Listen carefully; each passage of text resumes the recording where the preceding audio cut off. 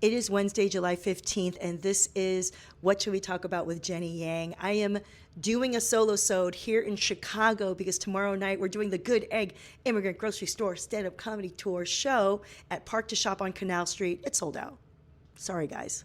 But it's still going to be super fun for those who are going. And I'm probably going to be sharing with you 2 weeks from now video from all of the great Chicago people that I'm meeting. Now, as far as today's podcast, you're going to hear part 1 of 2 of the people that I talked to in Minneapolis. Now, as you know, Minneapolis is the spiritual inspiration for this tour because it is the badasses of Minneapolis who fought back ICE, who protected their neighbors, that made me go, how can I also do my best at what I can do to help with our immigrant communities this year? So that's why I did this tour. So today you will hear from the first half of my interviews, and then next week you'll hear the second half. And I feel like what's important about this is that everyone should know about the story of Minneapolis. Everyone can learn from how they've been able to pull together and help each other. Because just because you're not directly under siege from ICE, it doesn't mean you can't use the same principles of building your community and taking care of each other as this administration keeps chipping away at our rights and our services. Because as you know, people don't feel protected in many ways, economically, healthcare-wise, everything. So, I hope you enjoy this and just get to know the beautiful people I got to meet, and I hope you fall in love with them as much as I do too. All right, so listen to that and, comment and let me know what you think. As always, I will include your feedback on the next episode. Now, this is a quick solo-sode, okay? So forgive me. My ass is out here doing all the things. All the things. I should be napping, but I'm going to go talk to the Associated Press because we need to get the word out that this is something fun and that we should support immigrant communities. Don't you agree? Okay, now tune in, listen to the interviews, and I'll see you at the end. Yay! Welcome to Minneapolis, Jenny. Yay, thank you. Introduce yourself. Hello, everybody. My name is Yoom, owner, operator of the Lotus Restaurant here in downtown Minneapolis. You guys, this is so special because Yoom is a friend of ours from, I don't know, A-Bebe, Yeah. as you might know. Yoom Nguyen here recently got married with A-Bebe. Some of you might follow her. She was a new friend of mine when she was on Next Level Chef. And I remember in my head, I was like, yo, I know exactly who this girl is. The way she talked, the way she did her makeup, I'm like, she's one of those like Southeast Asian baddies from California. And then we met. I booked her to do my self-help me show. Yep. And then now we're here. We met you. Yep. Welcome to the family. Welcome to our city. Yeah, we had a great time in LA. Yeah. And now you're here. We're here. Now you're here. And she's here with me. You moved back home to Minneapolis. Yeah, we need help in the restaurant. You know how it is. So Yoom is my friend that I actually was the anonymous person who I raised money for because Yoom runs 2 restaurants here, Lotus Restaurant here in downtown as well as in Maple Grove. In Maple Grove. And during the intense raids in Minneapolis earlier this year, which was so heartbreaking across the board, I had this personal connection to someone who was on the ground dealing with shit. Yeah. And so I was like, man, Yoom, how can we help? And, basically you were like, dude, Whatever, yeah. No one's going out because everyone's scared. All of my workers are not really working, but I'm still having them come in. They're not going to be able to feed their kids. They're afraid to go to the grocery store. So we raised money. And the impact that you made for us, Jenny, is I can't even put it into words. Aww. You guys helped feed over 25 families. Groceries daily. We went to the grocery stores twice a week, 3 times a week. Yeah. Kids have not even seen the sun, and we took them out. We took them grocery shopping for the first time. We just meats, rice. We were at the point where we were helping as much as we can. Yeah. But we were running low on funds because business was slow. Yeah. It was just heartbreaking. To be honest, it's so heartbreaking what we went through, and without you guys' help, I don't know if we could have done it. Yeah. We lost half of our staff. People are just needing diapers, milk, shampoo, conditioner, and they're eating. Before you came in, before your help, they were rationing, or they were sharing like 10-pound bags of rice for a week. But after Dang. that, we got them 50-pound bags, and they. Oh, and then I saw you were like also doing a little bit of food prep for them We had to, because and cooking for them. Yeah. because they didn't have all the resources and they couldn't go to other restaurants to eat. So we cooked spaghetti, we cooked, we made pizzas here, we made, A would cook like steaks and stuff. Just to give them a sense of normalcy. Man, see, that makes me feel so good that our money went to a good place, and like honestly, even if it's just one little corner of Minneapolis that we could help, that's all we could do. You know what I mean? No, I think Talk to them about what led up to that. Yeah. And like, No, I want to. Yeah, for sure. My question was like also, can you give me like a timeline of how the ICE activity affected your staff and your restaurant? So from the beginning, from like January, I think, right, was when a lot of things popped off. so. To be honest, with you, it went so fast that I can't even comprehend the timeline. But just to give you a grasp of how it was here, we have about 400 police officers on the ground here in Minneapolis. Then you bring in, 3,000 ICE agents? They're sitting on every other corner, clinics, stores, freeways. I mean, they just overtook our city. Yeah. And it was really tough. Just talking about it again, going through it again.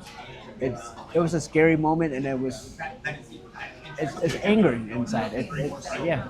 Yeah. But it just didn't gradually happen. It just went boom. Right. Minneapolis, here you go. Right. And so how did that affect your staff? You said you had lost half your staff. I mean, I think 6 of our staff got deported.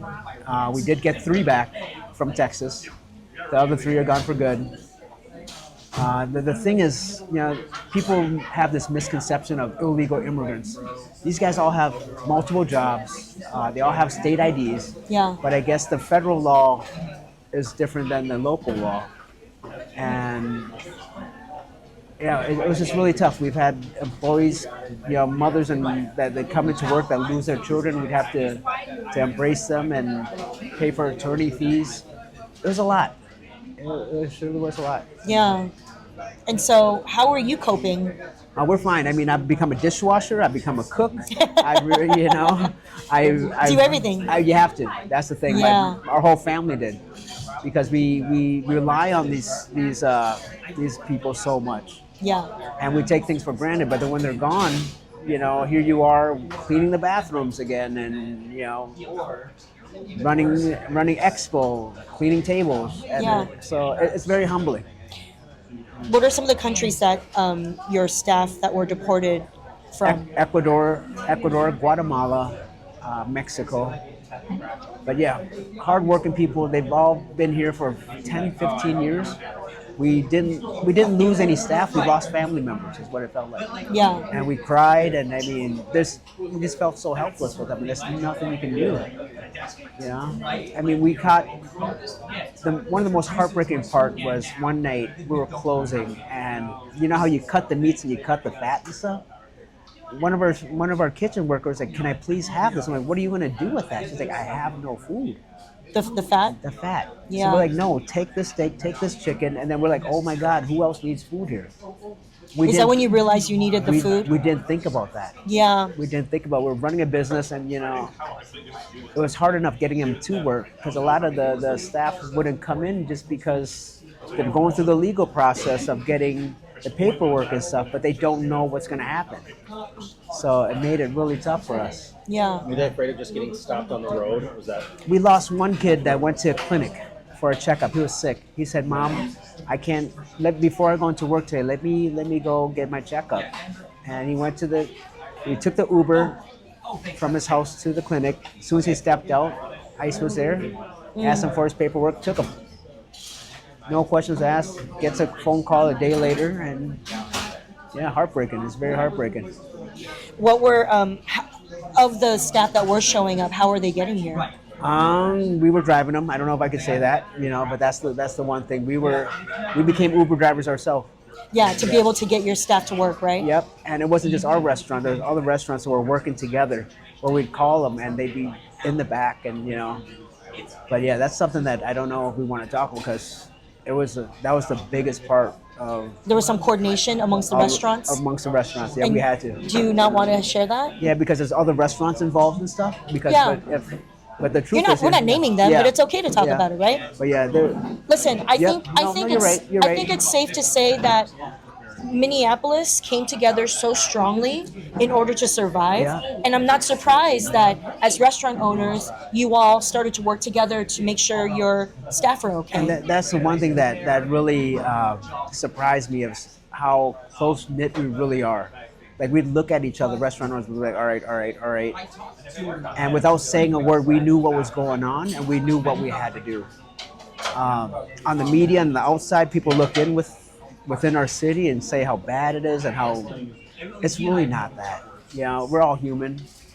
These people have been here for a long time. You know, we're immigrants ourselves, and I get it. You know, we were blessed enough to go through the process and get the legal paperwork, and these people are too. But it takes a long time. This isn't something that happens overnight. You cannot get your federal paperwork overnight. Oh my God. You know? Everything is such a process. Yeah. And so when they all have driver's license, they all have medical cards, they all have insurance. You know. They all pay their taxes. And so to me, how does that even make you an illegal immigrant? I don't get it. Yeah. I personally don't get it. To work here at McDonald's, at Burger King, you have to have legal paperwork to work, to get a paycheck. Yeah. We've heard from some people in Texas and in New Orleans that Say it again. we heard from some of the people that we've talked to in Texas and New Orleans that they really felt like the due process wasn't there. So when they actually got picked up, there wasn't really a way to communicate with them well. And it wasn't like they were going before judges and had an attorney present and all this stuff. They were just getting pinched and deported, and that's about it. Yeah. What was kind of the experience that you had with some of the people that worked here? So, I know you went through a number of them that actually had to get taken. Yeah. So from us, we found out that once you get deported, there's two buildings in Texas. One where you have an attorney and one where you don't.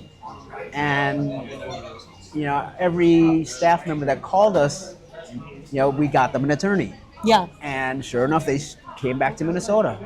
Right. And so I remember you saying this, that there were 6 that were deported, Yeah. 3 of which you were able to get the money together to have Yeah. legal representation. Correct. To get them back. Correct. And so that's what's really upsetting, is that, like, if somehow they weren't able to get in touch with you, Yeah. they would have been just lost to the system and sent home. And that's the thing. If the other 3 would have reached out to us, we would have gotten the same. Yeah, but they because- didn't know that. No, they didn't know that. We didn't know that, so Right, it's too late. right. So after that, we're like, all of our staff members, as soon as something happens, if something happens, Yeah. give us a call.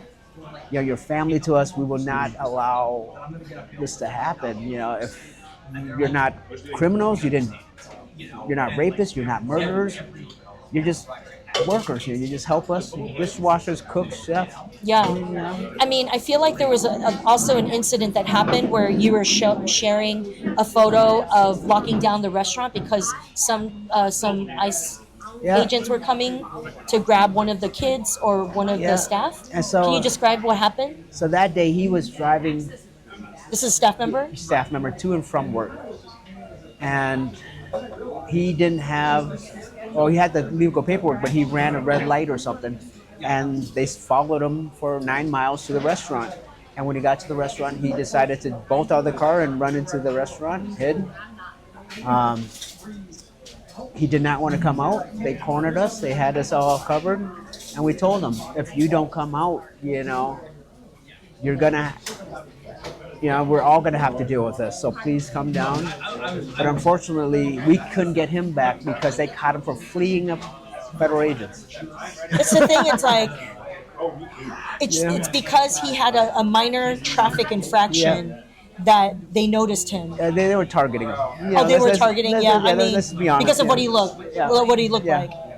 Yeah. Oh, that's so messed up. I mean, I personally still drive with my passport. I mean, I was Yeah. traumatized, so I mean, if I'm doing that and I'm a legal citizen, what does that say to them?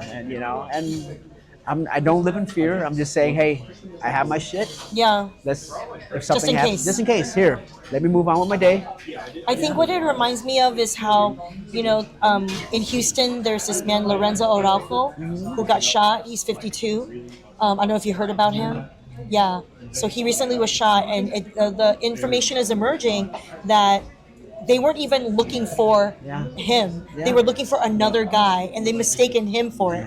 And they were in unmarked vehicles, so he was just fleeing unmarked And vehicles that's trying what to chase him. We don't know. And they were accusing him of ramming them when 3 other witnesses who were in the car said no, that was not happening. Yeah. And so I don't know. I think it reminds me of a video of one of Lorenzo's friends who was at his memorial kneeling, Yeah. and he was yelling in Spanish, just crying. This like older gentleman just crying, saying like, you know, they treat us, they hunt us down. Yeah. You know, they like treat us like dogs, and I feel like it's almost like they're doing it for sport. Like Yeah. they're just hunting people. It's a numbers game. It's a Yeah. numbers game to them. They try their best to hit the quota, and unfortunately, people of color, whether Asian, Latino, Black, even Yeah. here, Yeah. it's a numbers game. It was not fun. For 3 months or 2.5 months, it was scary. It was Yeah. very scary. Well, it's July now, so what's the mood here with ICE and everything? It's been quiet. Recently. Well, it's been quiet. It's getting a lot better, but there is more ICE agents around right now. It's starting to increase again. It Oh, seems. it's not. It once again, it's just like boom, but it's quiet this time. It isn't affecting business. It isn't affecting, the us. It isn't. Right. Before we would know. Right. But now So- it is affecting them though. It's still affecting them. Right. They're still scared. Is it better now, or is it scarier now that it's quiet? That's. Is it better now, or is it scarier now that it's quiet? I would say it's easier to overlook it now. Yeah. If that makes sense. The scary part is always scary to me because it doesn't affect us in that same way, Yeah. but that same fear is within them. You know. Like, Yeah, I mean, from what I heard right now, there's still a lot of ICE activity. It's just they're doing targeted attacks, And that's not- I rather mean, than yeah. like the swarming that they did to Yeah. affect daily life Yeah. earlier this year. You know I, what I'm I saying? think earlier this year it was a power statement. It was- Come say hi real quick. No, just come say hi on Yeah. camera real quick. In your little tennis outfit. Look at that! Congratulations to the happy couple. Thank you so much. Oh my God, y'all are so cute. The wedding photos. I was explaining at the top like how we met. How I just hit you up like you're funny. Can you see all of us? And just for the record, she was really drunk at your show. You were really drunk at my show? I mean, sure. Yeah. A on myself healthy show. You were nervous. You definitely had a shot. I'm like, I'm gonna sit out here. But you know what I loved is when we all had drinks afterwards. It's so funny how between Yoom and Corey they bonded so fast because they're both Midwest boys, but also they like both worked in nightlife. Yeah, so we Yes. knew. Yeah, I knew. I watched Yeah. Corey more than anything. I'm like, what's he doing? What's he doing? I'm like, oh, yeah. Fighting. So I just thought that was like really interesting. So I don't know. I just think it's like so special that we were able to stay connected with you all, and then with all the bullshit that happened with ICE, Yeah. it was like, damn, what's up, guys? And What we- do you need? You know what I mean? Like, so I'm glad we could help. You And know, thank you so much for that because we Yeah. couldn't. We didn't even know who to reach out to. Yeah. And dude, then- I was traumatized just watching from LA, man. I can't even imagine like how it feels now. Like, And there was days where I was mad texting you guys because I couldn't say anything to anybody because Yeah, it's yeah, like, yeah. You're in the middle of this. we but got you some can't- text barfs. Yeah, I mean, We you did. We couldn't- got some text barfs Yeah, from for you. sure. I Because was I was like, scared guys, in the yeah. car, like being in the car. I'm like, are we gonna get pulled over? You know, and I had all the documents with me, but I'm still. You look Asian as fuck. Yeah. Jungle, All that jungle. space right here. That's why I'm like, I look really sus. Yeah, those scary moments. Really scary. Put on a blonde wig. And we were like, hey, yeah, this is what's going on over here, you guys. Yeah. Hear me out, please. I'm sorry. Help. Yeah. Wait, can you tell me some history about Lotus, your restaurant? Like, how did it start? And what's the history? So my family, my mom started working here in 1984, cleaning the tables and stuff like that. It was called Lotus? It's called the Lotus Uh-huh. To Go. Oh, the Lotus To Go Go. So this used to be a yeah. Wow. So this used to be a to-go restaurant, and my mom worked here. The owner saw how hardworking my mom and dad was, and they asked them if they wanted to own a restaurant. My mom said, "I don't have any money for that." Yeah. She says, "Don't worry about it. This will be for your family. You just make me my monthly payments, What? and this will be your restaurant." And No way. She went lease to own? yeah, Yeah. yeah, because she You were saw, rent a center. she saw, yeah, she saw. Put on layaway? So yeah, this week you guys will meet my mom. I gotta bring you guys up to Maple Oh Grove. my God, that's You'll love her. awesome. Yeah, she's And then you have a Maple Yeah. Grove location. yeah. What's bigger? What's a bigger location? How do you compare the two locations? So this one here, what up? This one here is the main one. This one's Yeah. got the most character.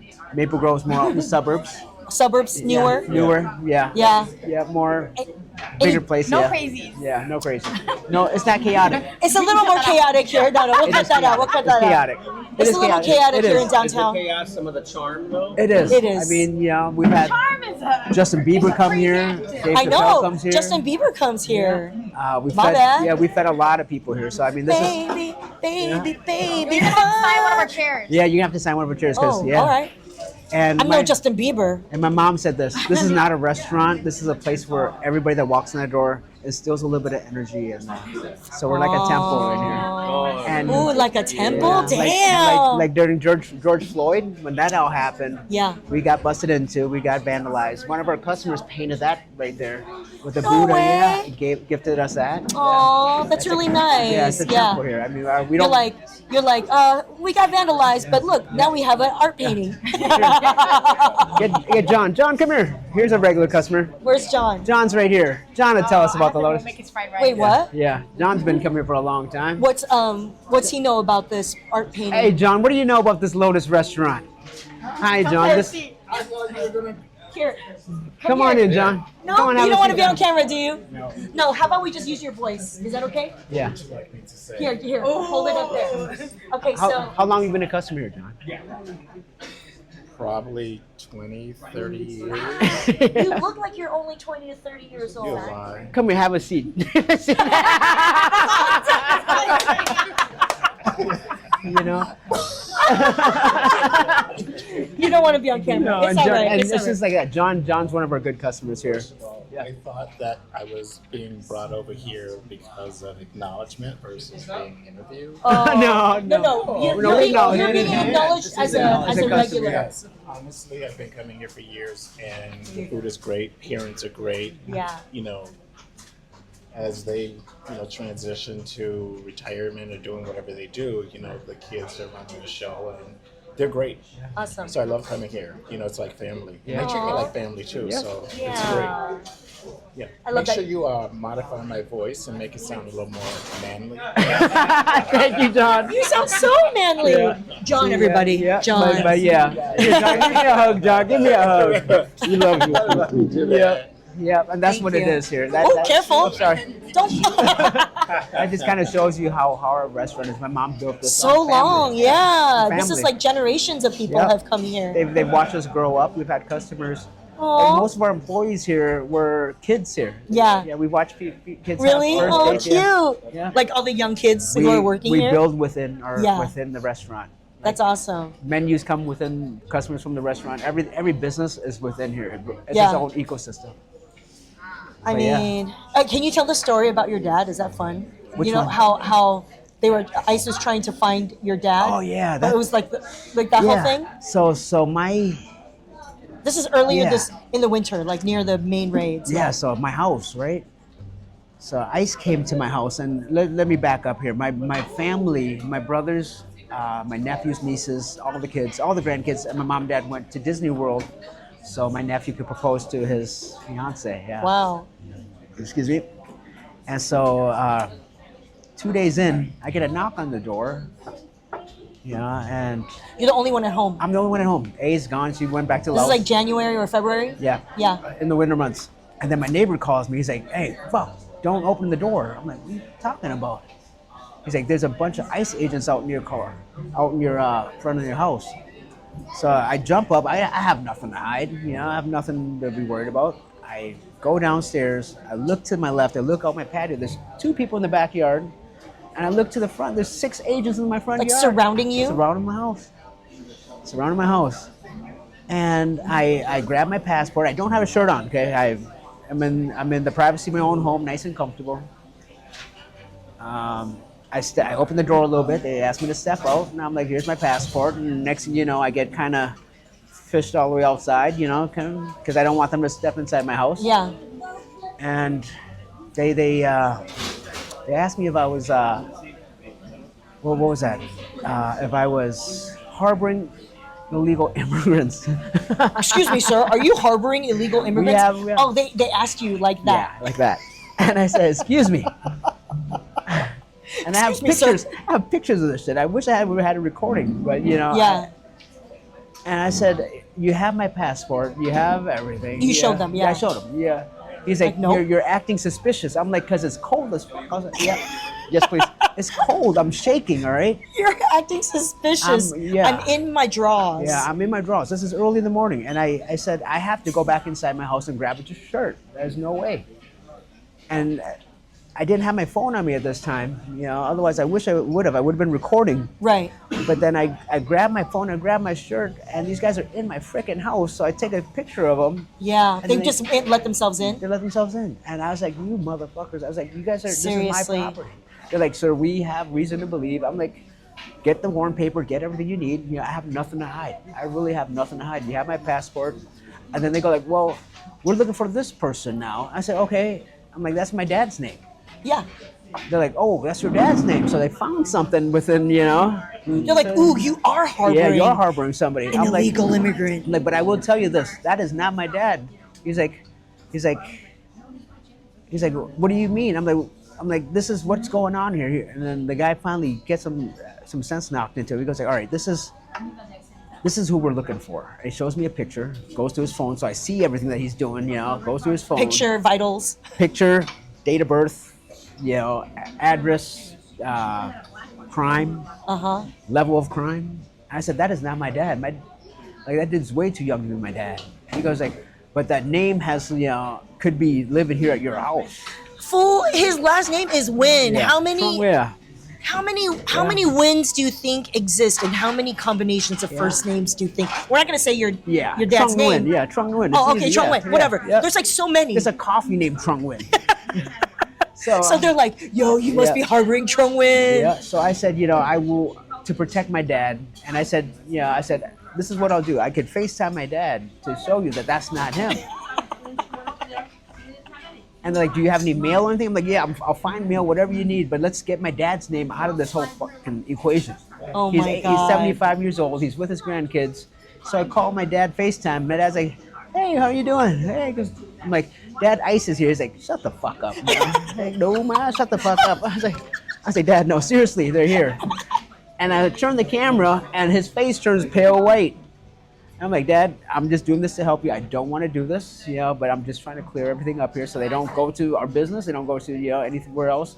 Please show, do you have your passport on you?" And, I hate this so much. So it was. Show me your papers, ass bullshit. Show me your papers. Yeah. It was obvious that it's not the same. It's not the Trung same. Nguyen. He was too young, and, it was an intimidation thing. And I think, sometimes when you speak up too much online or you joke around too much, some people don't like it and it draws attention that shouldn't. But I knew what I was getting myself into. I'm not gonna lie. At first, I thought it was a joke. I didn't think anything of because we had nothing to hide. But then afterwards, after they left, is when the trauma hit.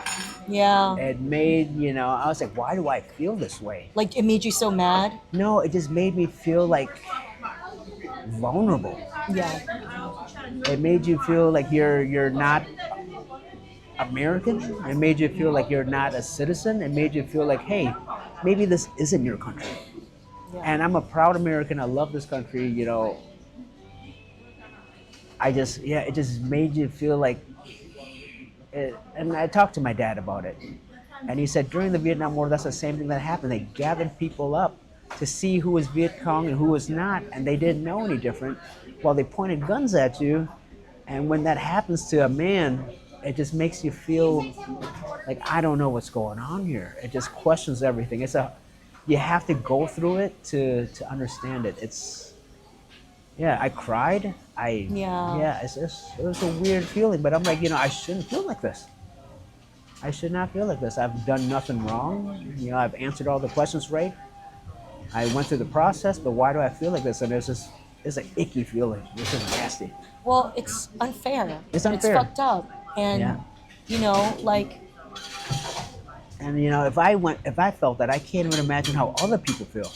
People just holding their own green cards that are in the system that aren't U.S. citizens, but have the legal paperwork. I can't even imagine. Because those guns are intimidating. Granted, they didn't point the guns at me, but they were all there. Yeah. And I told them I had guns in my house. I had everything. Yeah, surrounding, you're Yeah. just you're telling them everything. I'm telling them You're I like, have got guns. Yeah, I have guns. I have nothing to hide. Maybe an ounce of weed. I don't know. No. Yeah. Yeah, please. No, that's fine. It's legal here now. So, it was nothing to hide. That's the thing. I was open. Yeah. The way I did it was, with laughter. Just that's my defense. I know, man, but it still feels shitty. Yeah, it still feels shitty I know afterwards, yeah. you sent us a photo of Yeah, that, and I remember you- being like, LOL, Yeah. but also Yeah, but at the same, that's how great you guys are. That's how much you guys helped me out, because you and Corey were probably one of 5 people that actually knew about it. Is it okay that we're talking Yeah, about it? I don't mind. But I feel like this gives people Yeah, insight yeah, into it does, yeah. what it was like to have to deal with that, and what it's like for other people to have to continue Yeah. to deal with that because they're still doing the raids. It's very different. It's very, and trust me, I get it. People are like, oh, I don't have to worry. I don't want to. You do. Yeah. You do. Sorry. To have to feel vulnerable Yeah, like you that. feel yeah. vulnerable. And I'm not over exaggerating. But overall, I'm very thankful that you, Corey, and your friends, your community came together, helped us. It helped me out tremendously. It gave us a hope. It kept me going every day. It helped me focus on helping other people, which I love to do. Yeah. And here we are, full circle. You guys are in Minneapolis doing a And show tomorrow. you helped us Yeah. to produce our Good Egg Immigrant Grocery Yeah. Store stand-up comedy tour. Yeah. See, what a perfect segue. It's just forever, just giving back and forth. It's just So, listen, you were like, oh, I know exactly the grocery Yeah, store where we I could knew. do it. You hooked us up with Strong Her. Yeah. It's a block away from Alex Preddy's memorial. Yeah. I'm going to make my little pilgrimage to that. Yeah. And what really surprised me about the location of Strong Her and the Alex Preddy Memorial is how much the memorial is literally smack dab in between a Viet restaurant and a Thai It's right restaurant. there. It's all right there. Where you Dude, guys are at, you guys are the epicenter of It's like everything. where the people are. So for me, doing it at Strong Her is going to be so great. And the fact that Strong Her can actually have so many people in the audience, you'll see. We're not going to tell you how many people are there, but we've just sold out. 150. We just sold out. This is huge. And there's been so much love given to us from the Minneapolis community. Yeah. It's going to be so fun. We're going to raise money for Copal and Immigrant Defense Network. Yeah. So hopefully, Yeah. the love that we could bring by coming together can keep going. Bro, this is gonna keep growing. The impact that you guys made, that little ripple here in Minneapolis. I hope so. Yeah. It's getting hopefully tidal waves soon, and that's the thing. Yeah, so I was like, luckily the Star Tribune Yep. piece came out today, and Yeah. one of the things I told the reporter was Minneapolis is like a spiritual heart of this tour. Yeah. Because of my experience raising the money for you guys, but also with what happened, all the badasses and how Yeah. everyone organized here. Yeah. I feel like Minneapolis especially is one of the places where it's like we have to spend an extra day or two here. We have to do a show here. Yeah. We have to really hear about how it's going here now, because I think all eyes were on Minneapolis for a Yeah. while, and so many people will be curious, okay, what is the aftermath and what's going on? So I don't know. So thank you for sharing your personal experience, because I feel like for you to share your personal story, it really humanizes what it might have been like if someone else were in your shoes. You know what I'm And saying? I'm glad I speak English. I mean, Minneapolis is Seriously. like the epicenter. This is a good. You speak testing English, you ground. gotta talk. You got to. This is a great. Because so many testing ground. immigrants, they Yeah. don't be speaking English, and so now you know how to. Since you know how to speak English, you can explain. We have this to, is what it's like. We have to be that voice for people. We That's do. the thing. Somebody has to speak up. I know. What happened? Corey's talk to the camera. Yeah. She's talking over here. Yeah. No, I was cooking. Okay, I was Sorry. Yeah, fucking she's cooking, thinking, yeah. Corey. Yeah. This is where I look when I'm Yeah. cooking. But yeah, Anyway. this is fertile grounds here that we are at, and that's why Minneapolis is always in the news. We're Yeah. always changing stuff. Yeah. We're in the Midwest. We're New York's over there, California's over there, but we here in Minneapolis Yeah. tests everything. This is the fertile testing grounds. I'm telling you guys. Can I tell you something? Yeah. This is something that I've been wanting to talk about, which is between knowing Corey, Yeah. and you and other people No, that fuck we've Chicago, been getting to though. know. I'm just kidding. I'm just kidding. I'm just kidding. Chicago. Fuck Chicago. I'm just kidding. I love We Chicago. love the Midwest. No, I'm we just love kidding. I'm Chicago. just kidding. No, between you and Corey and other friends that I know who've worked in nightlife or knew how to throw parties, honestly, I feel like people who know how to throw parties are the best organizers. It's yeah, we do. I mean, we go through. I throw events. Yeah. I wasn't like necessarily doing nightlife. But we couldn't throw parties and events without you, though. You know what I No, mean? but I eventually did nightlife because I threw comedy shows, right? Which is nightlife. I think what Corey and I get along with is we love being in the background. We don't like that spotlight. But you like putting people together. We do. That's the main thing. Like this is Corey likes a little spotlight. just like this. I like a little spotlight. I don't mind it, you know. But I'm just saying. But we don't want all the spotlight. That's what I mean, like Gen Z. I love that they're like realizing they want to like be together in real life, and they're learning how to like throw parties and be together. Yeah. Because like that's how you like build and like feel less alone and like create the resilience and the relationships that you need to have when shit goes down. Then you know what to do. The best Right? part about this, I'll use your show as an example right Yeah, now. yeah. We had an idea. We had a vision. Yeah. And we just dropped it right there. And every piece just went boom, boom, boom, boom, boom. Yeah. And here we are tomorrow. We were thinking 45, 50 people, 60 at the most. No. Here we are, you know, this is probably going to be one of your 150, biggest shows. 160. Yeah. And I want this show, because of the impact that you made in our city, to be the most memorable one for you. But you know what? I love Minneapolis. I already love I Minneapolis. know. Jenny. Aw.